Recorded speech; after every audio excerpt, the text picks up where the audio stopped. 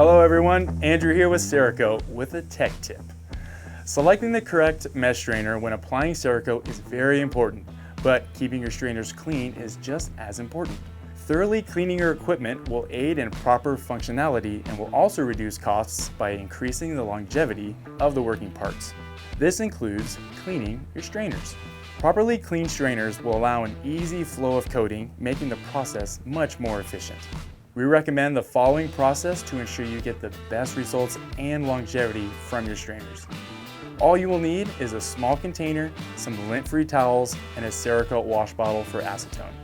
After straining Cerakote into your spray gun cup, flush the strainer with acetone starting from the bottom of the strainer. Next, flush the opposite side of the strainer using the same method until clean. This will wash out any trapped particles into your small container. Then, use a lint-free towel moistened with acetone to lightly wipe down all other surface areas of the strainer until clean. You'll want to avoid wiping the mesh screen as this can trap fibers from the towel into the mesh, possibly causing clogging and reduced strainability. If you have access to an ultrasonic cleaner, you can use one of those as well. You just want to make sure to place the strainer with the mesh facing up so the grate of the ultrasonic cleaner does not wear through. That's it for today's tech tip.